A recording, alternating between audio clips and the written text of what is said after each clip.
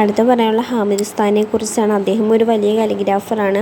അദ്ദേഹം മരിക്കുന്നതിന് മുമ്പ് പറഞ്ഞിരിക്കുന്നത്, സ്വർഗത്തിൽ മുളയും കടലാസും ഉണ്ടെങ്കിൽ ഞാൻ എന്തിനാണ് മരണത്തെ ഭയക്കുന്നതെന്നാണ്. അപ്പോൾ അദ്ദേഹം എത്രത്തോളം കാലിഗ്രാഫിയെ സ്നേഹിച്ചു എന്ന് നമുക്ക് മനസ്സിലാക്കാൻ കഴിയും. പിന്നെ വേറെ ആളുകളൊക്കെ പറഞ്ഞേക്കുന്നത്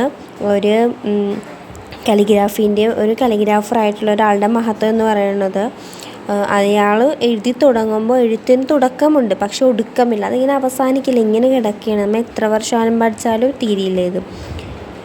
ഒരു പഠിതാവ് ഒരു തവണ കൈകൊണ്ട് എഴുതുന്നതിന് മുമ്പ് 100 തവണ അവൻ്റെ കണ്ണുകൊണ്ട് എഴുതി നോക്കണം. ഇതിൽ നിന്ന് നമുക്ക് മനസ്സിലാക്കാം എത്രത്തോളമാണ് അവരൊക്കെ ഇതിനെ സ്നേഹിച്ചു എന്ന്. നേരത്തെ തന്നെ ഞാൻ പറഞ്ഞില്ലേ, ഒരു ദിവസം 5 മിനിറ്റെങ്കിലും പ്രാക്ടീസ് ചെയ്യണമെന്നും. അപ്പോഴേ നമുക്ക് കലമായിട്ടൊരു സ്ട്രോങ് റിലേഷൻഷിപ്പ് ഉണ്ടാവുകയുള്ളൂ. അള്ളാഹുവിന് ഏറ്റവും ഇഷ്ടപ്പെട്ടൊരു കാര്യമാണ് നാം പഠിക്കുന്നത്. അത് ഒരു ഖുർആൻ ലിപിയാണ്, കൂടാതെ ഖുർആൻ്റെ ഭാഷയും കൂടിയാണ്. അപ്പോൾ അതിനോടൊരു ബഹുമാനം വേണം നമുക്ക്. ഇബാദത്ത് മാറ്റി വെച്ചിട്ട് കാലിഗ്രാഫി ചെയ്യാനിരിക്കരുത്.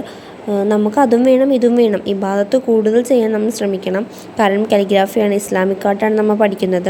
കാലിഗ്രാഫി ചെയ്യുമ്പോൾ വേറെ 2 കാര്യം ഇമ്പോർട്ടൻ്റ് ആയിട്ട് പറയാനുള്ളത്, അതുണ്ടെങ്കിൽ നമുക്ക് കാലിഗ്രാഫിയെ വിജയിക്കുകയുള്ളൂ. ഒന്നാമത്തെ കാര്യം ക്ഷമ ഉണ്ടെങ്കിൽ നമുക്ക് വിജയമുള്ളൂ. ക്ഷമ ഈമാനിൻ്റെ പകുതിയും കൂടിയാണ്, അത് നിങ്ങൾക്കൊക്കെ അറിയാമല്ലോ. രണ്ടാമത്തെ കാര്യം താല്പര്യം, അല്ലാതെ വീട്ടുകാരുടെ നിർബന്ധത്തിൽ അത് പഠിക്കും എന്നൊരു ഇതിൽ നമ്മൾ കാലിഗ്രാഫി പഠിക്കരുത്. അത് നമ്മൾ സ്വയം ഇഷ്ടത്തിൽ പഠിക്കണം. നമ്മളൊരാൾ എല്ലാം പറഞ്ഞ് ചെയ്യിക്കുന്നതിനും നമ്മൾ സ്വയം ഇഷ്ടം ചെയ്യുന്നതിനും ഇതിനൊക്കെ റിസൾട്ട് നല്ലപോലെ ഉണ്ടാവണം. അപ്പോൾ വീട്ടുകാരുടെ നിർബന്ധത്തിൽ ആരും പഠിക്കണം. അതാണ് നമ്മുടെ താല്പര്യത്തിൽ നമ്മൾ തന്നെ പഠിക്കുക. പിന്നെ ക്ഷമയുണ്ടെങ്കിലേ കാലിഗ്രാഫി പഠിക്കാൻ പറ്റുള്ളൂ. നിങ്ങൾ 10 തവണ എഴുതി 11ാമത്തെ തവണ എഴുതിയപ്പോൾ തെറ്റിപ്പോയി.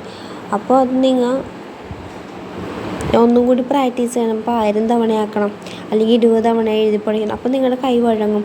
പിന്നെ എല്ലാ ദിവസവും കലം യൂസ് ചെയ്തില്ലെങ്കിൽ വരക്കാൻ പറ്റില്ല.